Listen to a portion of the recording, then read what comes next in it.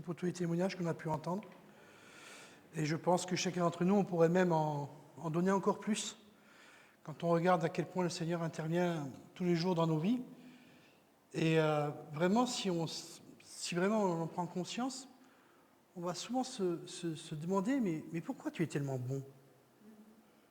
Il y a des fois, on dit, j'ai pas été impeccable cette semaine. Hein.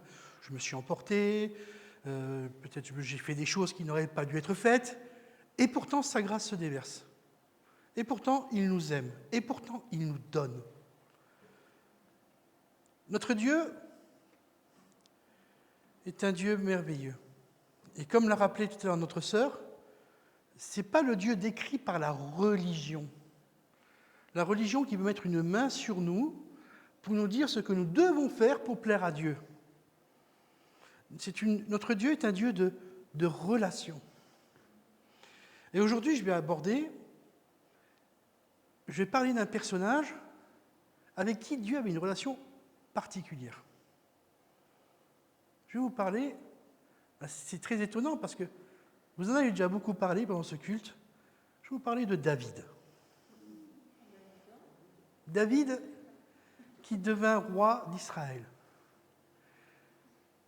Mais avant de commencer, je veux vraiment être rempli, guidé par son esprit. Alors aujourd'hui, je vais demander à ma sœur Marie-Pierre de prier pour moi.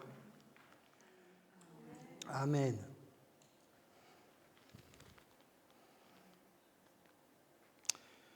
Alors, je vais vous parler du roi David aujourd'hui, qui est le roi merveilleux.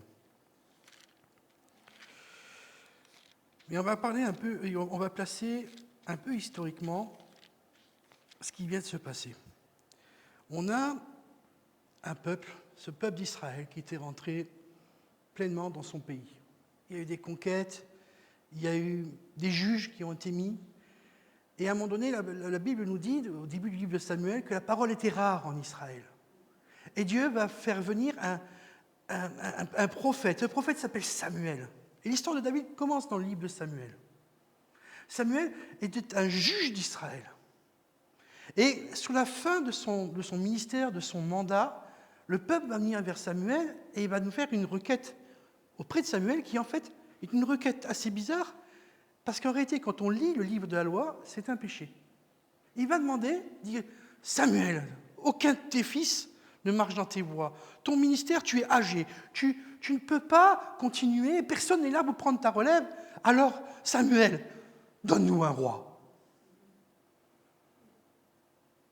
Et Samuel va se tourner vers Dieu et Dieu va dire « Écoute, Samuel, c'est pas toi qui le rejette, c'est moi.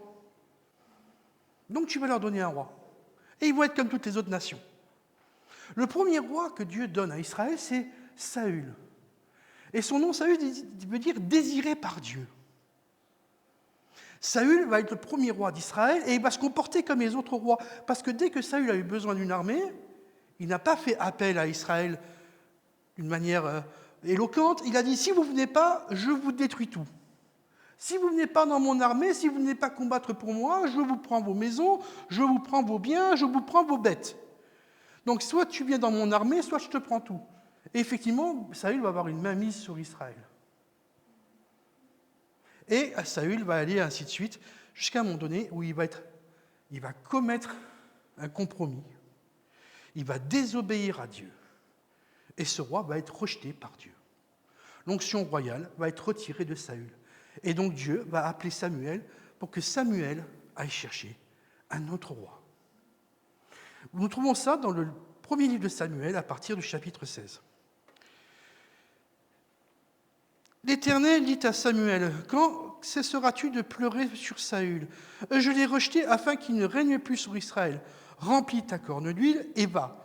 Je t'enverrai chez Isaïe, le Bethléemite, car j'ai vu parmi ses fils celui que je désire pour roi. » Samuel dit, « Comment irai-je? Saül l'apprendra et il me tuera. » Et l'Éternel dit, « Tu emmèneras avec toi une génisse et tu diras, je viens pour offrir un sacrifice à l'Éternel. Tu inviteras Isaïe au sacrifice, je te ferai connaître ce que tu dois faire et tu oindras pour moi celui que je te dirai. » Samuel fit ce que l'Éternel avait dit, et il alla à Bethléem. Les anciens de la ville accoururent et effrayés au-devant de lui, et dirent, « Ton arrivée annonce-t-elle quelque chose d'heureux? » Ah oui, il y a Samuel, il est juge d'Israël, il arrive dans une ville, on se dit, oula, qu'est-ce qu'on a fait? Est-ce que Dieu va mettre un jugement sur nous? Samuel, tu es là, c'est pour une bonne chose, hein? C'est pas une condamnation, on n'a rien fait de mal. Et Samuel va répondre, il répondit, oui, je viens pour faire un sacrifice à l'Éternel. Sanctifiez-vous et venez avec moi au sacrifice. Il fit aussi sanctifier Isaïe et ses fils et les invita au sacrifice. Lorsqu'ils entrèrent, il se dit en voyant Éliab, certainement loin de l'Éternel, est ici devant lui. Et l'Éternel dit à Samuel, ne prends point garde à son apparence et à la hauteur de sa taille, car je l'ai rejeté. L'Éternel ne considère pas ce que l'homme considère, l'homme regarde à ce qui frappe les yeux, mais l'Éternel regarde au cœur. Isaïe appela Abinadab et le fit passer devant Samuel. Et Samuel dit, l'Éternel n'a pas non plus choisi celui-ci. Isaïe fit passer Shama. Et Samuel dit, l'Éternel n'a pas non plus choisi celui-ci. Isaïe fit passer ses 7 fils devant Samuel. Et Samuel dit à Isaïe, l'Éternel n'a choisi aucun d'eux. Puis Samuel dit à Isaïe, sont-ce là tous tes fils? Et il répondit, il reste encore le plus jeune, mais il fait paître les brebis. Alors Samuel dit à Isaïe, envoie-le chercher, car nous ne nous placerons point qu'il ne soit venu ici. Isaïe l'envoya chercher. Or, il était blond, avec de beaux yeux et une belle figure. L'Éternel dit à Samuel, lève-toi, oins-le, car c'est lui. Samuel prit la corne d'huile, éloigné au milieu de ses frères. L'Esprit de l'Éternel saisit David, et à partir de ce jour et dans toute la suite, Samuel se leva et s'en alla à Rama. Nous voyons que Dieu envoie donc Samuel dans un village à Bethléem pour oindre un des fils d'Isaïe comme roi d'Israël. Isaïe, on fait venir ses fils, et lui, avec tout le village, tous passent par la purification. Tous se préparent par la sanctification. Tous ont été préparés, c'est-à-dire que c'est une préparation un peu... je ne vais pas rentrer dans les détails, mais pour ceux qui le connaissent, vous vous rendez compte que c'est vraiment très lourd comme préparation. Ils se préparent, ils se purifient, ils se sanctifient, ils viennent au sacrifice, et là, Samuel va choisir un des fils d'Isaïe pour roi. Il a sa corne d'huile à la main. Isaïe, il veut dire, c'est un de mes fils qui va être choisi. Il fait avancer Éliab. Éliab, son nom signifie « Dieu est mon Père » ou « Dieu est le Père ». Waouh! Mais c'est pas lui. On l'enlève. Bon, on dit, c'est pas grave. Alors peut-être que c'est Abinadab. Et Abinadab, ça veut dire « Père de la générosité, de la liberté ». Waouh! C'est beau, hein? C'est le Père de la générosité, des bienfaits, de la grâce, de la liberté. C'est pas lui. Oh, il dit peut-être que c'est Shama, il envoie Shama. Son nom signifie désolation, désert. C'est pas lui. Les autres, la Bible n'en parle même pas. J'ai cherché, je n'ai pas trouvé les noms des autres. Et aucun d'entre eux n'est là. Et pourtant, on va se dire, attends, Éliab, Dieu est mon père quand même, c'est beau. En plus, il était fort de taille, c'était un homme d'importance. Rappelez-vous, général de Gaulle, c'était un gars quand même qui en imposait, des gens qui ont une prestance. C'est pas lui. Marquez, Saül aussi était grand de taille. Il faisait une tête de plus que tous les autres de son peuple. Mais il ne s'est pas montré comme étant un bon roi. C'était un roi guerrier, Saül. Il a fait la guerre très souvent. Remarquez, David aussi sera un roi guerrier, mais pas de la même manière. Et il dit, est-ce qu'il te reste un fils? Oui, il m'en reste un. Mais je suis le plus jeune, il est dans les champs, avec les brebis. Allez le chercher. La Bible nous dit qu'il était beau, qu'il était jeune. En fait, quand vous allez dans la Torah, quand vous allez regarder, littéralement, il était imberbe, en fait. Il n'avait même pas 12 ans. Même pas 12 ans. Non, même pas 12 ans. Il sera un peu plus âgé quand il confrontera Goliath. Mais au moment de l'onction, il n'a même pas 12 ans.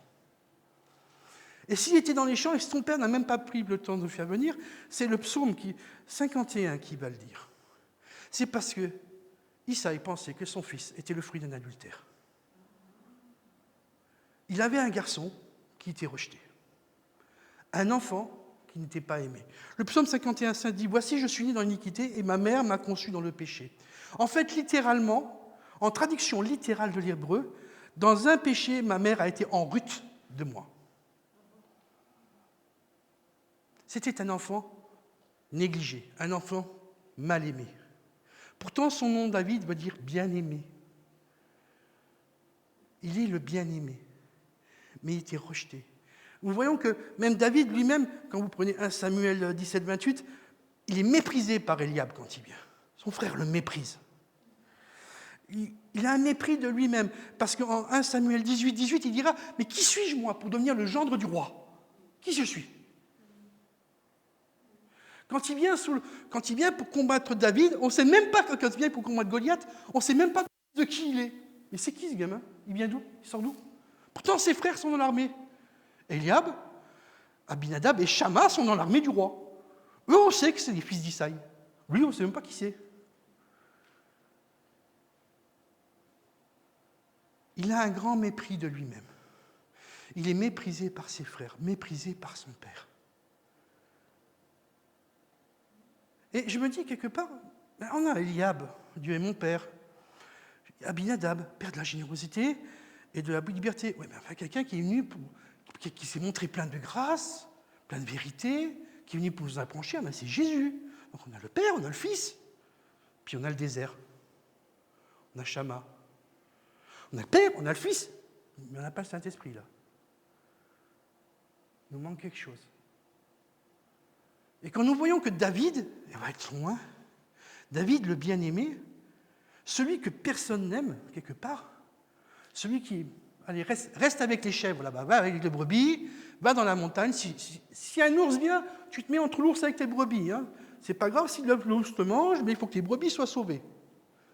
Il n'était pas vraiment aimé par son père, peut-être par sa mère, mais son père, il n'a pas l'air de vraiment faire cas de lui. Et pourtant, c'est lui qui est choisi. Tout le village, Issa et ses fils se sont sanctifiés, se sont préparés pour être là pour le sacrifice, pour être là pour cette onction d'huile. Et lui, on va littéralement le prendre du milieu des brebis, on va l'amener devant Samuel, tel qu'il est. Il n'a pas eu le temps de passer par les 3 jours de sanctification, parce que la sanctification durait 3 jours. Il sort littéralement des brebis. Littéralement, il est peut-être en vêtements de berger, il est là, et c'est lui. Complètement impur, complètement non sanctifié, et c'est lui qui est loin. Je me dis, waouh! Rien ne le destinait à devenir roi. Absolument rien. Et c'est lui qui est choisi par l'Éternel. Parce que quand vous relisez le début du chapitre 16, je t'envoie chercher un roi. Celui que j'ai désiré. C'est lui que j'ai désiré. Un roi pour moi. Pour moi, pas pour Israël, pour moi. Quelqu'un qui me représente. Quelqu'un qui va marcher selon mes voies. Un homme selon mon cœur, dira la Bible. Est-ce que nous sommes selon le cœur de Dieu ? Parce que quelque part, je me suis retrouvé dans David. Rien ne me prédestinait à entrer dans la nouvelle alliance. Je n'ai rien fait pour mériter de rentrer dans la nouvelle alliance. Jésus, fils de David, descendant de cette lignée, va me faire entrer par le sacrifice de la croix dans cette descendance. Je fais partie de la descendance de David, moi aussi, spirituellement parlant, parce que Jésus m'a appelé. Il est venu, il m'a fait adopter par le Père. J'ai été adopté par le Père céleste, parce que j'ai accepté son sacrifice. Lui qui était pur s'est fait pécher pour moi. Lui qui était sans tache et sans faute s'est fait pécher pour moi. Lui qui était le Fils unique de Dieu a tout abandonné pour se revêtir de moi, pour devenir comme moi, tel que chacun d'entre nous. Il est monté sous la croix, a donné son sang pour me racheter. Waouh! Et je me dis, c'est là. Il n'avait pas le Saint-Esprit. Le Saint-Esprit nous a été donné. Cette onction royale, cette onction, moi je ne la méritais pas. Comme David ne méritait pas quoi que ce soit. David était rejeté, un enfant illégitime. Un enfant qui n'était pas considéré. Et pourtant, c'est lui qu'on vient déverser sur lui l'onction royale, la roi, la puissance éternelle. Nous, souvent, on met un tout petit peu d'huile. En fait, à l'époque, on versait la corne d'huile et on frottait jusqu'à ce que l'huile soit rentrée dans la peau et qu'il ne reste plus que le parfum. Il fallait que l'huile rentre à l'intérieur. On faisait un massage carrément. C'était quelque chose qui était... Il fallait vraiment la faire entrer puissamment à l'intérieur de la personne. Le Saint-Esprit. Celui qui a été déversé sur nous durant les feux de la Pentecôte. Mon frère, ma sœur, vous portez les parfums du Christ. Le Christ roi vit en nous. David va rentrer pleinement et intégralement dans sa fonction de roi. À 12 ans, il est parti en guerre contre Saül pour prendre ça. Non, il n'a pas fait ça. Saül était toujours roi d'Israël. David avait reçu une onction. En fait, il sera roi 3 fois.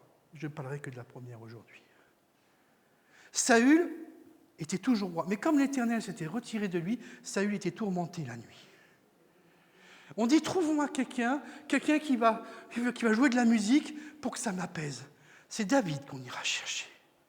Pourtant, personne ne le connaît, personne ne sait qui il est. On sait qu'il joue bien, qu'il chante bien, il a une belle voix. Et là, on saura que la Bible nous apprend que les esprits qui tourmentaient Saül laissaient Saül en paix quand David était dans la pièce. La puissance, l'onction était sur lui. Lorsque plus tard, David ira dans le camp, quand Goliath viendra, David dira, toi tu viens avec la lance, tu viens avec l'épée, le bouclier, moi je viens au nom de l'Éternel. David avait une relation particulière. David n'était pas aimé par son père terrestre, il a appris à être aimé, il a appris qu'il était aimé, il savait qu'il était aimé par son père céleste, son créateur. Il savait que sa naissance, tout aussi imparfaite qu'elle soit, a été désirée par Dieu. Il a été aimé de Dieu. Chacun d'entre nous, nous avons été désirés et aimés de Dieu. Et si nous sommes ici présents aujourd'hui, c'est parce que Dieu a envoyé un message à vous dire, c'est « Je vous aime ». Je vous aime. Souvent, on entend des personnes qui viennent nous parler de la sanctification en nous disant, ben oui, mais tu comprends, si tu ne fais pas ceci, tu vas perdre ton salut. Déjà, pour perdre son salut, il en faut. Il faut un reniement personnel et volontaire du sacrifice de Jésus-Christ. Par contre, la désobéissance et le fait de marcher dans le péché vont avoir des conséquences. Ce sont juste des lois spirituelles. Mais il faut savoir qu'à tout moment, je peux retourner là, à la croix. À tout moment, je peux revenir et refaire allégeance au Christ. À tout moment, Christ est prêt à m'accueillir. Seulement, plus de fois je m'éloigne et plus de fois je reviens, plus dur c'est revenir à chaque fois. On revient de loin. Il est très difficile parfois de revenir et de recommencer le chemin. Parce que nous savons à quel point le poids du péché est sur nous. Mais ce péché qui nous charge, ce péché qui veut nous mettre à terre, ce péché qui veut nous détruire, qui nous ramène en arrière, dans une condition proche de la condition ancienne, c'est-à-dire postérieure au rachat. En fait, on n'a pas été rejetés par Dieu. Nous nous rejetons nous-mêmes de Dieu dans ces cas-là. Nous nous éloignons nous-mêmes de Dieu parce que nous avons conscience du prix auquel nous avons été rachetés. Et nous sommes tellement pleins de honte, tellement pleins de mépris pour nous, qu'on n'ose même plus s'approcher de la croix. Mon frère, ma sœur, si par hasard tu as pu être dans cet état-là, dis-toi une chose, c'est que la croix, la dispensation de la croix, l'aspersion du sang n'est pas terminée. Reviens à Jésus. Et je te le dis à toi, ami, peut-être qui écoute ce message sur Internet, si par hasard tu te trouves dans une situation où tu te dis, mais là j'en ai trop fait, reviens à Jésus. Reviens vers lui.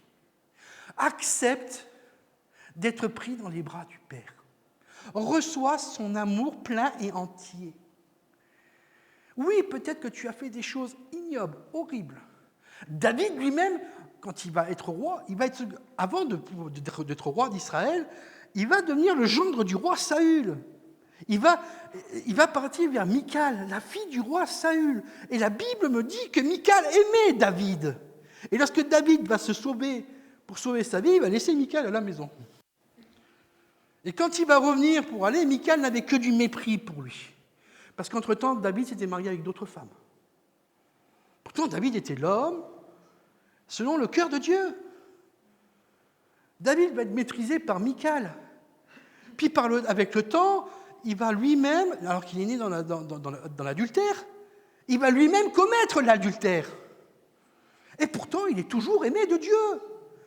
Sa descendance sera sur le trône royal. Il fait partie de la descendance de Jésus. Et pourtant, il revient, et il revient, et il recevra les plans du temple. Et il ne pourra pas le bâtir. L'Éternel lui dira, tu ne peux pas bâtir le temple parce que tes mains sont pleines de sang. En fait, ce n'était pas parce que lui-même ne pouvait pas le bâtir, c'est que les autres personnes autour n'auraient pas compris que ce soit lui qui le bâtisse. Parfois, Dieu nous empêche de faire des choses, non pas parce qu'il ne veut pas que ce soit nous qui le faisions, c'est parce que les gens ne comprendraient pas que ce soit nous qui le faisions. Dieu va se servir de Salomon. Dieu est un Dieu qui a ses plans. Il a ses plans. Il a son onction. L'autre jour, j'écoutais un message de Mamadou Karambiri, et il disait « Obéis. Obéis. » Ne cherche pas à comprendre. Le psaume 55 dira « Mes pensées ne sont pas vos pensées. » Nous, on a trop tendance à vouloir que Dieu nous explique pourquoi il veut qu'on fasse ça. Avant d'obéir. Écoute, Dieu, tu me sors ton business plan, tu m'expliques, tu me dis vraiment, là, tu m'expliques tout ce que... Vous savez, un peu comme quand on va sur Oise vous montre bien le chemin avant de partir. Non, la Oise, il ne te montre pas le chemin, là.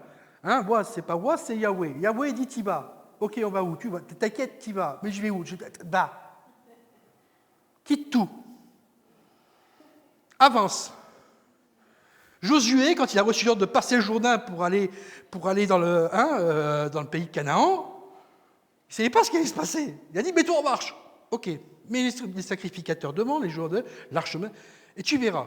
Et à peine ont-ils posé le pied dans le Jourdain s'est ouvert. Il s'est ouvert en deux pour les laisser passer à pied sec. On laisse l'arche au milieu, tout le monde peut passer. Mais avant, quand il dit, on y va! Comment? J'en sais rien, mais on y va! Ah, tout le monde marche. Ils sont à 10 mètres du Jourdain. On fait comment? J'en sais rien, on y va. Ils sont à 10 cm du Jourdain. Le Jourdain est là, c'est un fleuve puissant. Pour ceux qui ont pu le voir, c'est un fleuve qui a du débit. Il est puissant. Bon, à l'époque, c'était un fleuve puissant. C'était un gros fleuve. Ils sont à 10 cm du Jourdain. Josué, on y va. Fla! Ça s'ouvre. Ça s'ouvre. Qui est le chien, cet incirconcis qui ose insulter l'armée du Dieu vivant, dira David face à Goliath. Il ne s'est pas demandé comment il allait faire. Il savait juste que son sang commençait à bouillir et qu'il fallait qu'il y aille. Et quand ce petit gamin, qui à l'époque avait 13 ans, quand le roi apprend, je dis, oh là, c'est toi qui y vas là?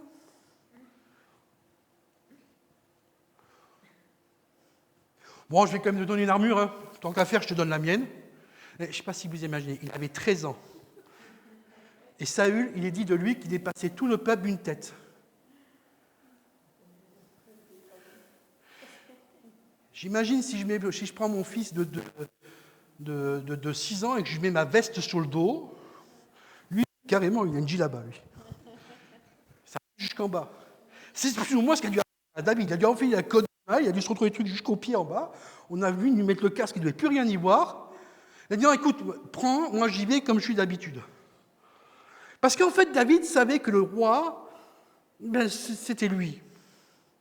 Il n'avait pas encore pleinement accepté, mais il savait qu'il avait reçu l'onction royale. David avait appris à connaître l'Éternel. Il dira, il m'a libéré des griffes de l'ours et de la gueule du lion. Il savait quelle était la puissance de Dieu. C'était la seule armure dont il avait besoin, l'onction royale. Et Dieu va agir à travers David.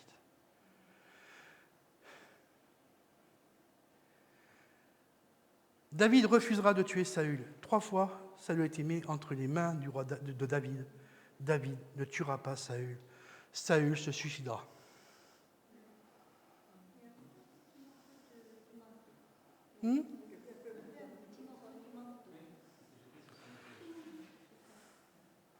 Oui, pour lui montrer que Dieu l'avait mis entre ses mains et qu'il a refusé. Il était dans la grotte, Saül dormait, il coupa un morceau du manteau. Il dit, regarde, Dieu t'avait mis entre mes mains, j'ai refusé de toucher au moins de l'Éternel.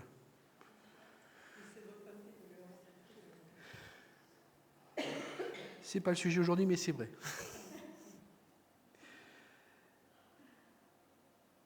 Le livre de l'Apocalypse nous apprend que nous sommes un peuple de sacrificateurs pour Dieu son Père. Le livre de l'Apocalypse nous dira que nous jetterons nos couronnes aux pieds du roi des rois. Pourquoi ? Parce que nous sommes nous-mêmes revêtus de l'onction royale. Nous sommes nous-mêmes héritiers du royaume. Si vous avez un doute, je vous invite à relire le livre romain. Et ne faites pas des sauts, hein, parce que tu ne peux pas lire Romains 1, des sauts, oui, non pas S-O-T, S-A-U-T, effectivement. Hein, c'est-à-dire qu'en fait, parfois, les gens disent « Ah, Romains 8, 1. » Oui, d'accord, Romains 8, ok, mais d'abord, tu fais Romains 7, avant de faire Romains 7, tu fais Romains 6. Enfin, commence par Romains 1, étudie-le bien, ensuite passe à Romains 2, et tu vas comme ça vers la fin. Parce que tu ne peux pas aller dans Romains et prendre quelque chose, te l'approprier si tu n'as pas compris ce qui est écrit avant. Trop souvent, on fait des bons dans la Bible. C'est un peu comme, vous savez, là, j'ai monté un meuble pour ma mère, là, l'autre jour, là. J'ai acheté une petite table. J'ai fait fi du... Et j'ai dû tout redémonter parce que j'avais monté une pièce à l'envers, qui était montée au départ. Oui, parfois aussi, tu arrives au bout, il te manque une pièce, c'est vrai. Mais bref, c'est de la même manière. Ce que je veux dire par là, c'est que Romains, quand vous le lisez, Romains 1, 2, 3, 4, 5, 6, et jusqu'à la fin, il y a une progression. C'est comme les degrés, c'est comme les psaumes des degrés. Vous devez monter chaque marche une après l'autre. Nous jetterons un jour, nous serons dans les temps de l'enlèvement, nous serons devant le roi des rois, et nous jetterons notre couronne, celle qui a été placée sur notre tête, parce que nous sommes héritiers du royaume avec lui. Seulement, il est le roi, notre roi. Nous jetterons cette couronne à ses pieds, parce que nous n'avons pas reçu son onction pour le remplacer. Nous sommes ses ambassadeurs, nous sommes ses représentants, nous sommes ceux qui apportons la lumière. Vous êtes lumière du monde. Jésus a mis en vous l'onction royale, son onction, son Saint-Esprit. Vous avez le Père, vous avez le Fils, et vous n'avez plus le désert. Vous êtes sortis du désert, vous avez reçu l'Esprit Saint. Vous avez le Saint-Esprit. David, quelque part, l'avait pressenti. David, quelque part, le vivait déjà. David aimait ceux qui étaient autour de lui. Lorsque David a dû prendre certains choix, il les a pris, il les a accueillis avec beaucoup de tristesse, mais il a obéi à Dieu. David a agi selon le cœur de Dieu, avec le cœur de Dieu. Et ce que j'ai envie de dire aujourd'hui, c'est marche dans l'exemplarité de David. Ne cherche pas à comprendre comment, pourquoi, dans quel sens. Ne cherche pas à connaître pleinement le plan de Dieu avant de faire. Fais ce que Dieu te demande. Moi, personnellement, là, actuellement, je passe par un temps de désert parce que j'ai cherché à comprendre sur quelque chose que Dieu m'a demandé et ça m'a conduit à là où je ne voulais pas aller. Et maintenant, je sais qu'il faut que je mette en place ce que Dieu m'a demandé de mettre en place. Et j'ai besoin de lui pour avoir la force de le faire. Mais j'ai une assurance, c'est qu'il ne me laissera pas tomber. Il m'a promis, il a dit qu'il serait avec moi tous les jours jusqu'à son retour. Et qu'il a vaincu le monde qui est autour de moi. Quelles que soient les difficultés par lesquelles vous passez, qu'elles soient d'ordre personnel, financier, matériel, spirituel, social, Dieu ne vous abandonne pas. Comme tu l'as dit tout à l'heure, ma sœur, tourne-toi vers lui. Même si c'est pour une infirmière ou pour une femme de ménage ou pour quelque raison que ce soit. Tourne-toi vers lui et lui seul. Dieu n'est pas l'option de secours. Il est la première option. Amen. Merci Dieu puissant parce que tu nous as vraiment remplis aujourd'hui de ta présence. Tu nous as remplis de ton onction. Seigneur Dieu puissant, chacun d'entre nous, on veut sortir ici avec quelque chose de toi. Seigneur Dieu puissant, le psaume 91 me dit que je suis dans le repos et que je suis à l'abri du Très-Haut et que je repose à l'ombre du Tout-Puissant. Je veux vraiment marcher avec cette conviction que ta main est posée sur ma vie.